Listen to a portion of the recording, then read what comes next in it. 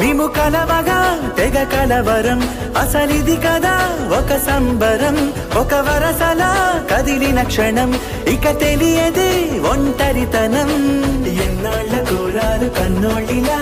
వస్తూనే పోయాయి కన్నీళ్ళిలా ఇల్లంతా మారింది సందళ్ళుగా